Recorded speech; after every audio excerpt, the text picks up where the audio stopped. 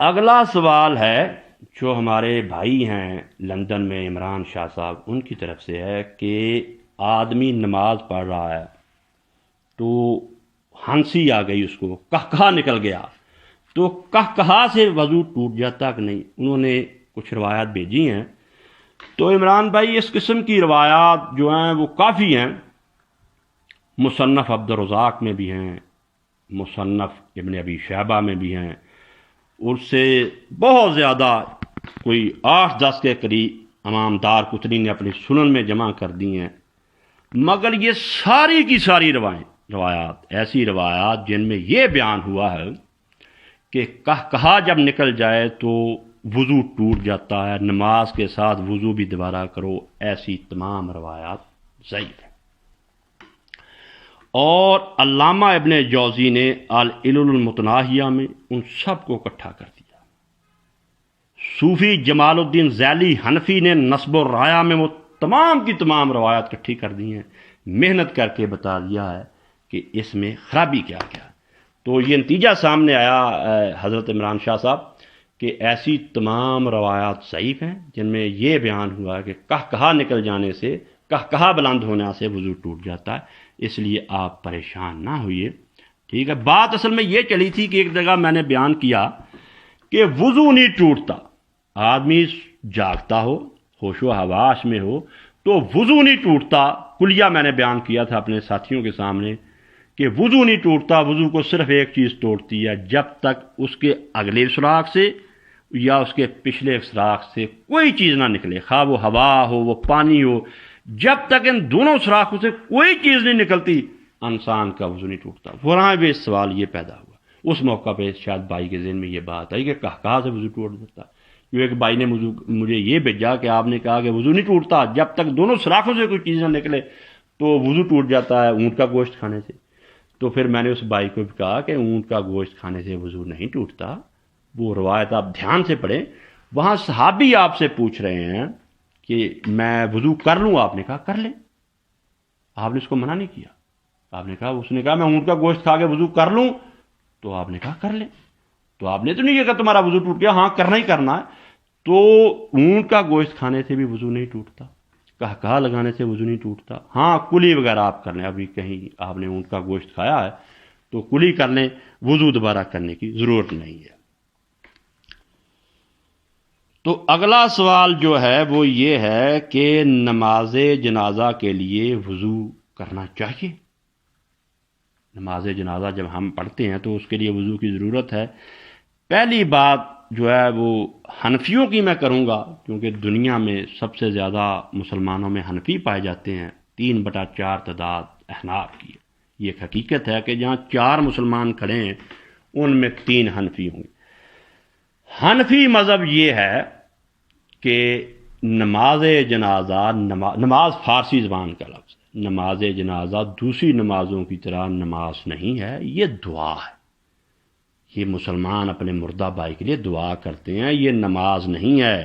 اسی لیے وہ قرآن مجید کی تلاوت بھی نہیں کرتے نماز جنازہ میں، کہتے وہ یہ نماز نہیں ہے، نماز کی شرطیں ہی نہیں ہے، نہ اذان ہے، نہ اقامت ہے، نہ رکوع ہے، نہ سجود ہے، نہ اتحیات ہے۔ وہ کہتے ہیں یہ نماز نہیں ہے، یہ دعا ہے۔ اسی لیے امام اعظم ابو حنیفہ رضی اللہ تعالیٰ عنہ کا فتویٰ ہے کہ اگر کوئی شخص وضو نہیں کرنا چاہتا تو وہ تیمم کر لے، کوئی حرج نہیں ہے، اور وہ جنازے میں شامل ہو جائے۔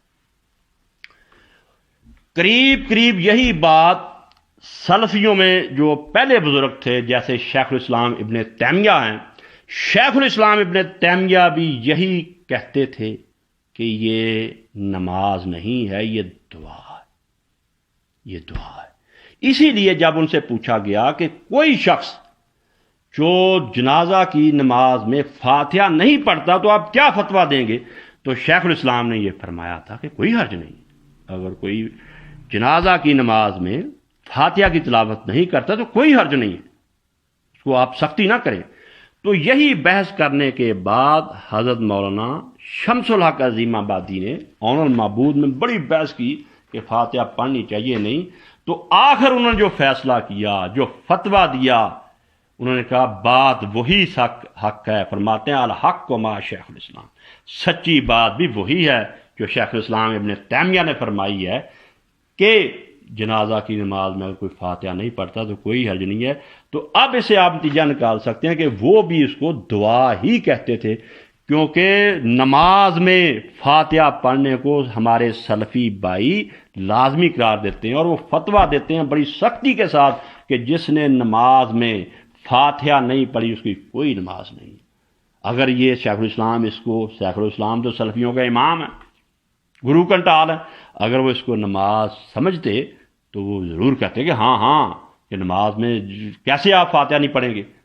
تو اب نتیجہ ہم نکالتے ہیں کہ اگر جیسے اس بھائی کو پریشانی بنی ہے کہ میں نماز جنازہ پڑھ رہا ہوں، پڑھتے پڑھتے میرا وضو ٹوٹ گیا، ہوا نکل گئی، اب میں وضو کرنے جاؤں گا تو جنازہ ختم ہو جائے گا، کیونکہ 1.5 2 3 منٹ کا جنازہ ہوتا۔ اب میں کیا کروں؟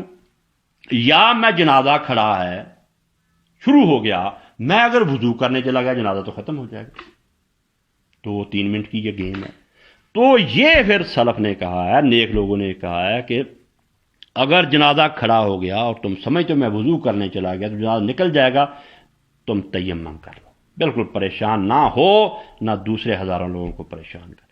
اگر تو پڑھ رہا ہے اور پڑھتے ہوئے ہوا نکل گئی ہے، وضو ٹوٹ گیا تمہارا، تو سب کو چیر کر واپس آنے کی ضرورت نہیں ہے، واپس آؤ گے جنازہ ویسے ہی ختم ہو جانا، چپ کر کے شور مچائے بغیر پڑھتا رہے جنازہ۔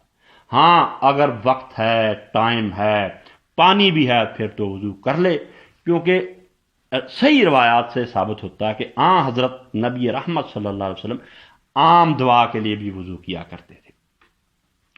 اس بات کو جنازے کی نماز سے اٹیچ نہیں کرنا، ویسے بتا رہا ہوں کہ بخاری مسلم سے پتہ چلتا ہے کہ جب آپ کو کسی نے کہا یا رسول اللہ میرے لیے دعا کیجئے یا میرے فلاں مرحوم بھائی کے لیے دعا کیجئے، تو آپ نے دعا کرنے سے پہلے وضو کیا، وضو کرنے کے بعد دعا کی۔ یہ باتیں تینوں ذہن میں رکھیں، تیمم کر لیں، اگر درمیان میں ٹوٹ گیا تو فکر مند ہونے کی ضرورت نہیں ہے، یہ ساری باتیں قیاس پہ مبنی ہے، وہ گھسیٹ کر اس نماز کو نتھی کیا جا رہا ہے، وہ نماز جو ہے نا 5 پڑھتے ہیں وہ اور ہے، یہ جنازہ اور ہے۔